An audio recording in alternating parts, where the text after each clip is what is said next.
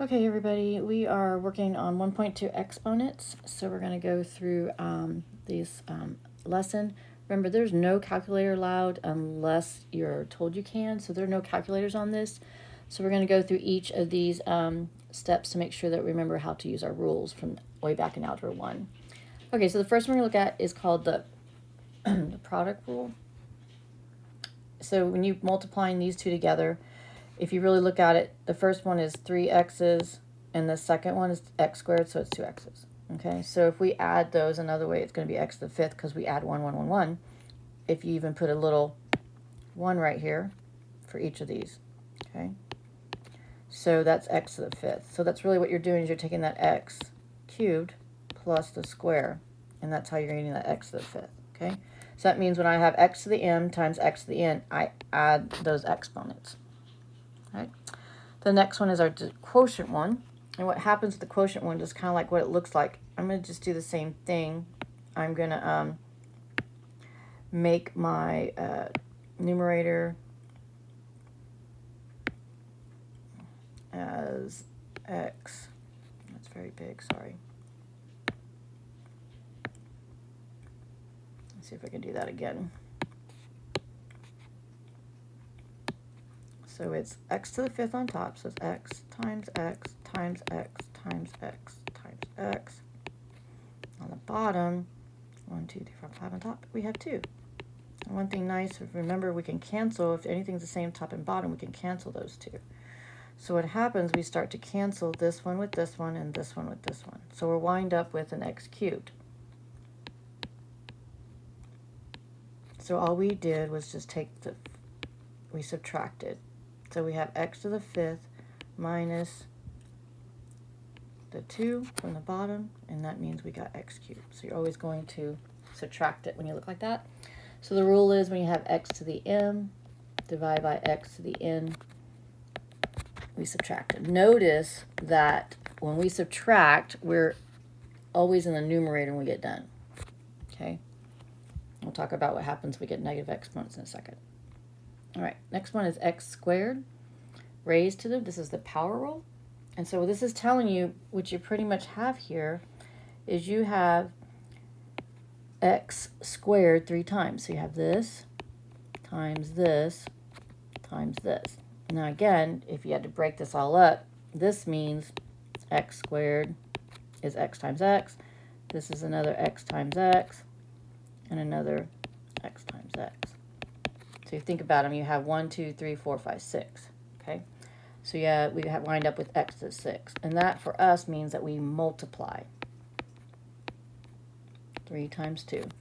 Notice up here we did 3 plus 2. This is 3 times 2, and then we get a totally different answer. You must pay attention. This is the power rule.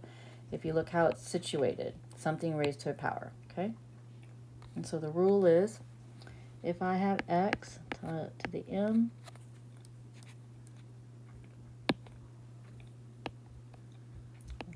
right, raised to the nth power, that means I just multiply the 2 exponents.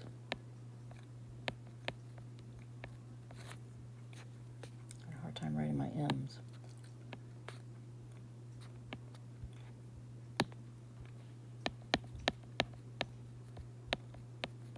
Okay. All right, the next rule we have, this is kind of using the power rule again, but this time if you notice we have everything inside there being cubed. So all this is being cubed here. So what we'll do is, what we're really doing is we're taking, and you're doing x times y in a group 3 times.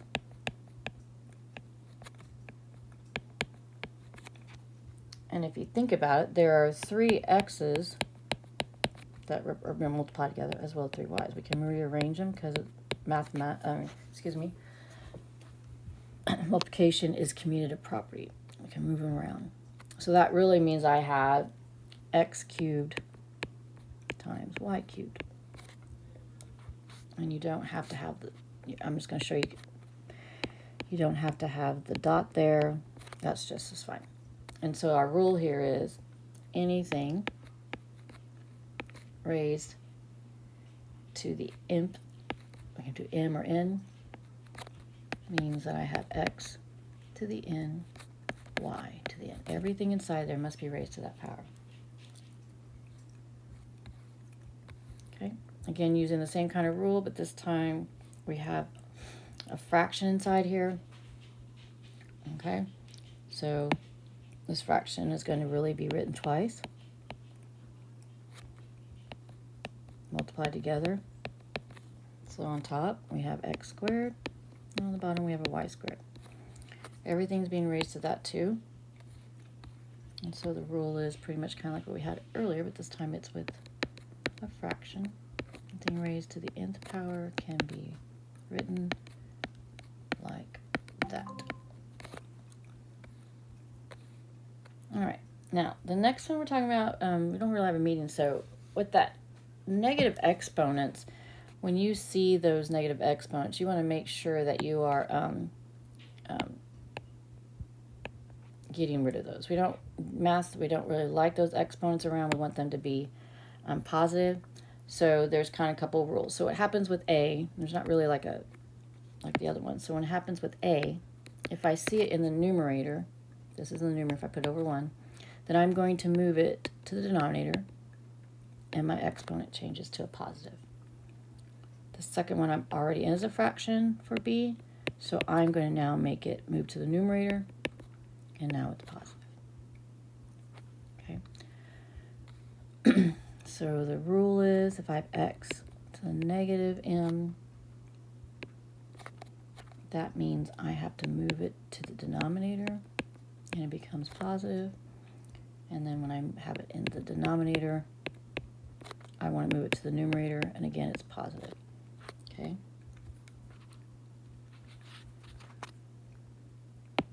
Negative exponents means you have to move them.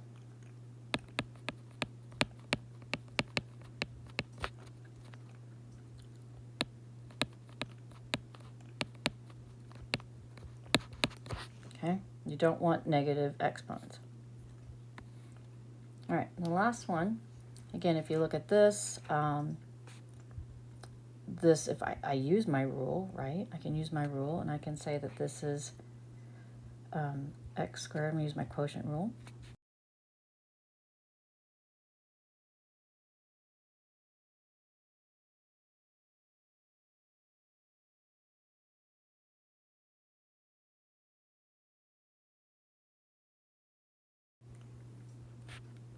So x to 0, though, is just equal to 1.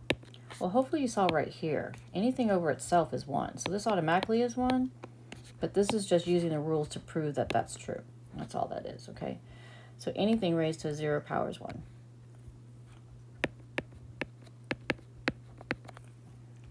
Okay, so now let's do some examples. All right, so again, now one thing about this, we've got to look at our bases, okay? We didn't talk really about this. Remember, this is your base. If I go up here, I'll just talk about a is your base, and those other ones, the 3 and 7 are the exponents, okay? So if I have a division, the rule tells me to subtract the numerator. So a, the denominator from the numerator. When I do my math, I get a -4. Okay. But again, because it's a negative exponent, like I just talked about, we don't want that. So you cannot leave a negative answer. Okay, so not leave negative exponent in your answer. Okay, so kind of remember that. So then that means I'm going to move this down because it's negative in the numerator. I'm going to move it down to make it positive in the denominator. And that's my final answer. Okay. Okay, let's look at number 2. Okay. Now, there's 2 ways to actually do this, okay? So let's just try 2 different ways. Okay, so the first way that you can do this is that you can, now, I'm talking about inside here, nothing is negative inside this inside our little fraction there, but the outside is. So actually what's happening is I can actually just flip it and make the exponent positive. So my option 1 says I can flip the fraction inside, and I'll get 5 over 2, but then my exponent is now positive. Just 5 cubed over 2 cubed. 5 cubed is 125 over 8. Okay, that's one way. So option 2, let's just do it a different color. Option 2 tells me I can apply the exponent to inside here. So that just says I can do this to the negative 3, where everything gets raised to that negative power, and times 5 to the negative 3.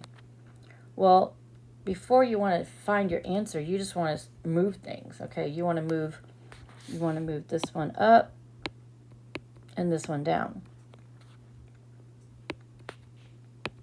So what I wind up with is 5 cubed on top and 2 cubed on the bottom, which still gives me the same answer. You choose which way you like. I'm fine with both. Just be careful with those negatives. Make sure you're doing it correct. Okay, so the next one, x divided by y to the negative 2. Well, that means I've got to move this one up because it's negative, so that's going to give me x times y squared. And if you want to put it over 1, but we're not going to leave it at 1 because there's nothing on the bottom anymore, remember that's just going to be x times y squared. All right. Now this next one.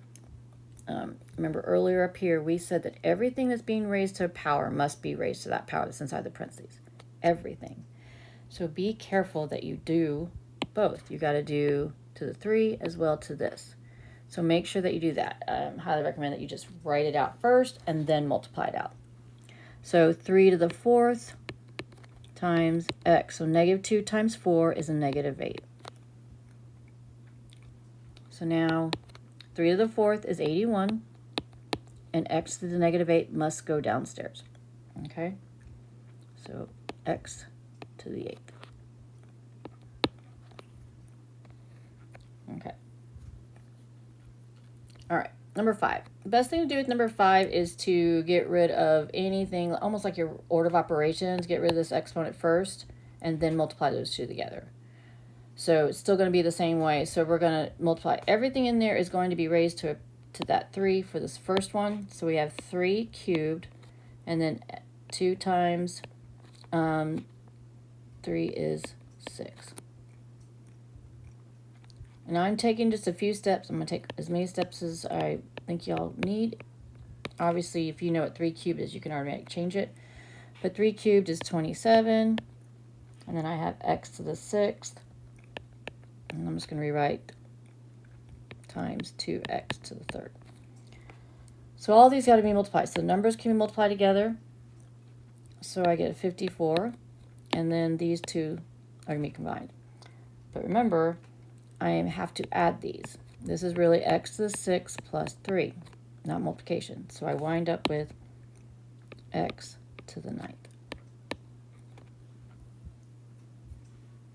All right, let's look at the last one on this page.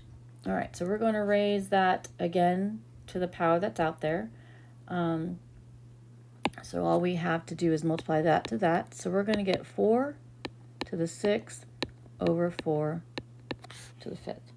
Okay, so that means since they're a fraction, the base is 4, they're exactly the same, so I can do 4 to the 6th minus 5, which gives me just 4 to the first power, which is just 4. All right, let's go on the next page. Sorry, here's number 2. All right, let's try some more. Okay. Now, we have a lot of fractions happening here, so we're going to discuss them a little bit. So when fractions are raised to a power, you want to first simplify the fraction as possible. So when fractions are raised to a power,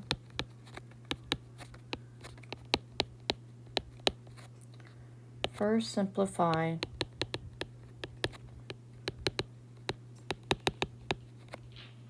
fraction if you can, if it's possible. Okay, all right. So look at each one of these first, okay? Now inside this fraction, there's not much I can do. I can't do anything in here. The 2 and the 5 can go, there's nothing, no x's that are going to be together. So then I'm just going to take this and multiply everything, or excuse me, raise everything to that 4. Okay, so it's 2 to the 4th, and then x to the 8th, because 2 times 4 is 8, and then 5 to the 4th.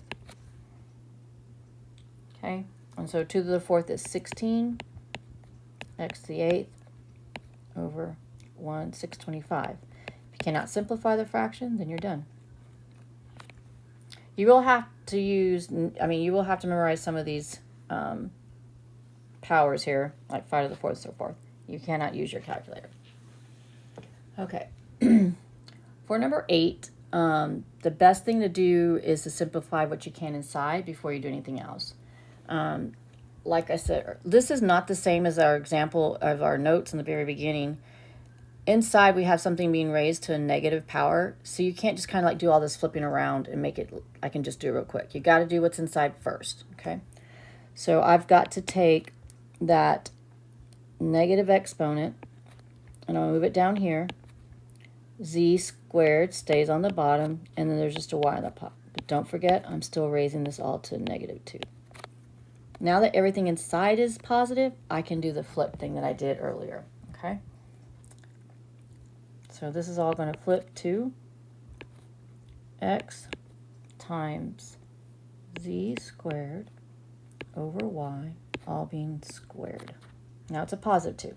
Here's a -2, +2. Raise everything to that 2. So that's x squared. 2 times 2 is 4. Z to the 4th over y squared. Don't forget to apply it to everything. And there's your final answer. So be careful. Don't flip it over when you have a negative inside there. Let's go to number 9. Same with number 9. We're not going to flip until we've moved everything that needs to be moved. So inside, let's see what we have. So we have this negative and this negative we're going to move. Okay. So 3 stays up here. 4 comes up. So I'm going to multiply this by 4. X squared comes down. So that's x squared is positive, y cubed. That's all being raised to the -2. All right, now flip the fraction. Okay. I'm going to simplify this. 3 times 4 is 12. So I'm just going to take an extra step. Okay. 3 times 4 is 12. Make sure, and then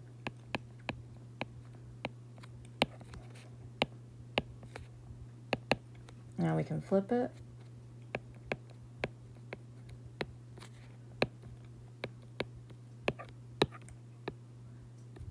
We now have a +2. So now square everything inside. So 2 times 2 is 4. So it's x to the 4th. 2 times 3 is 6. Y to the 6th. And 12 squared is 144.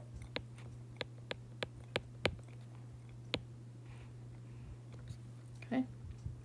Sometimes it takes a few steps. Some of y'all can see it in 1 or 2. Again, I'm showing everything so everybody can see. Just be careful on what that is, okay? All right, so let's look at number 10. So we have 12 to the 5th times y to the -2, 12 minus 1, and y minus 8. There are actually several ways that you can do this, but sometimes subtracting a negative kind of messes us up, and we just leave things, we get ourselves a little bit messed up. So I'm just going to move the negatives up or down, wherever they go, so that it'll be easier for me to see. This stays, 12 to the 5th stays. This goes down, this goes up, and this one goes up. So I'm going to multiply by, I'm just going to do 12 to the 1st, and then we have y cubed here, but y squared here. Now, bases are the same, so 5 plus 1 is 6. Those are multiplying, so I have 12 to the 6th. Now these I subtract. 3 minus 2 gives me just 1y, and it has to be in the numerator. Okay? Now, you can leave 12 to the 6th. I don't expect you won't not have to have that memorized. So just leave.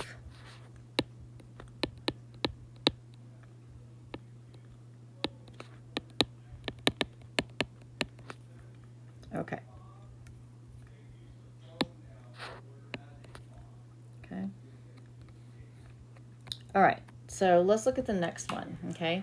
Every time we've done these, this is a little different. We have a binomial in here, two things being added together, but they're in parentheses. So they're combined, they're stuck together, but they're the same base. If this is the same exactly as that, then the rule says if it's a fraction, I just subtract it to. Okay? And the reason I can do this is that these two have the same base, just like the other ones. It's just a binomial instead of the other thing. Okay? So what I do is I'm just going to, the rule says, subtract them. So I have x plus y, all in parentheses, 8 minus a negative 8.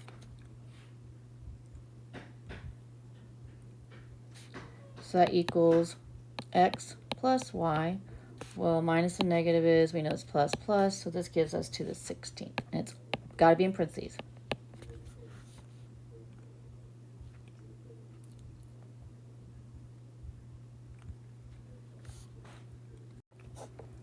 Okay, let's look at number 12.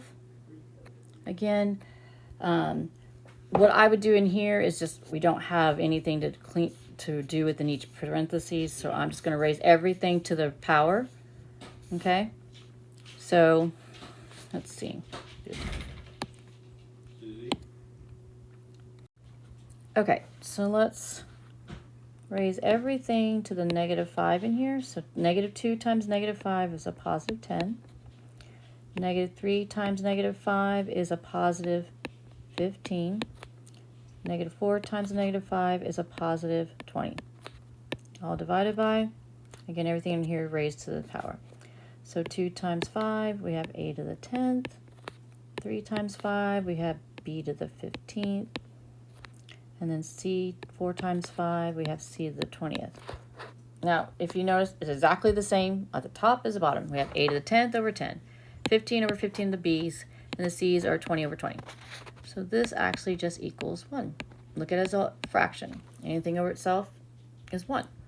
Or you could have subtracted each of these, and you would have got a to the 0, b to the 0, c to the 0 by using that. And that's still 1 times 1 times 1, which still equals 1.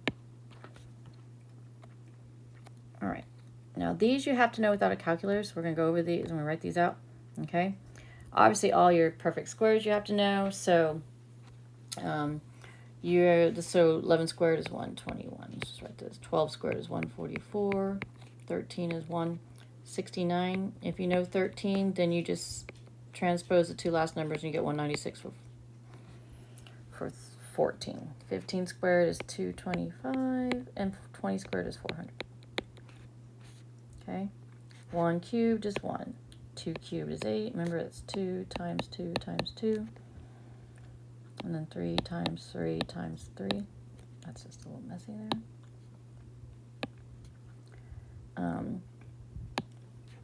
So 3 times 3 times 3.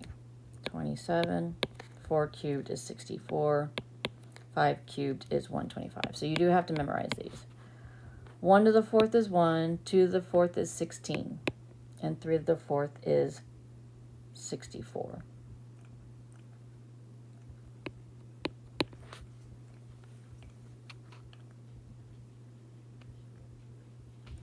All right.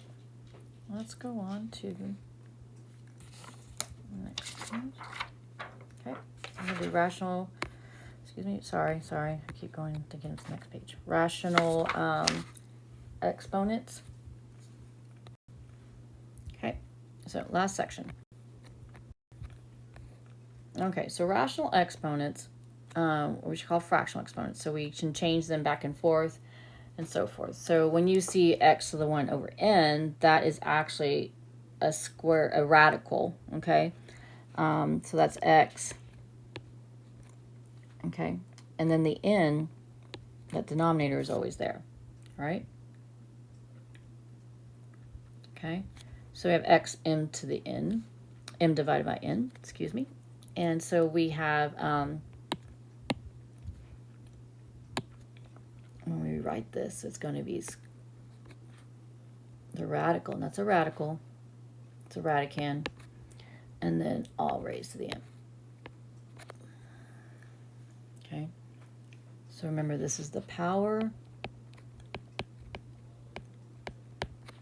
and that's called the root. The root is always the radical.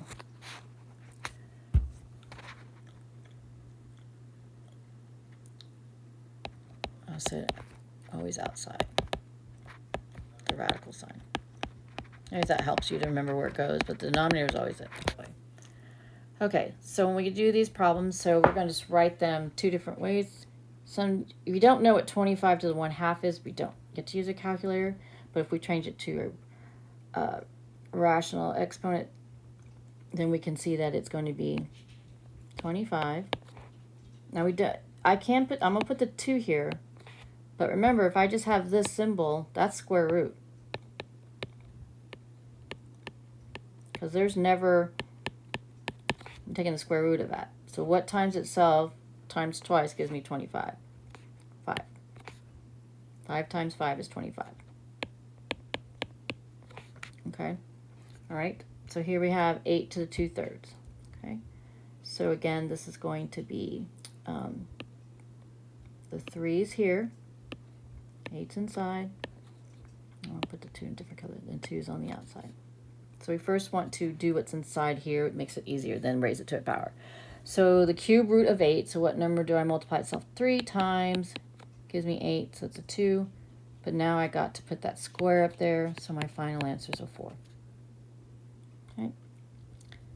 All right, this next one, negative 64. So again, negative 64 goes underneath here. The 3 is out here, and then we're raising it to the 1 power, so I don't do anything. So think about this, what you want to look at. Just because it's a negative doesn't mean we don't have an answer. If it was a square or to the 4th power, any even n would make it not work. But because of this, we can, because it's odd. So negative 4 times negative 4 times negative 4 actually gives me negative 64. So this answer is negative 4. You have to think about that, okay? Number 2, sorry, I went the other way. This is the cube root of 7. We do not have any cube root of 7. That's nice and pretty number. We come out with a decimal, and you don't know that in your head, so that stays like that. All right, so now this is negative to the negative 1/2. We still can't use those negative exponents. So what we need to do is we need to, oh, you got, sorry, 1 over 9 to the 1/2. Make it positive. So now that gives us 1 over the square root of 9. Square root of 9 is,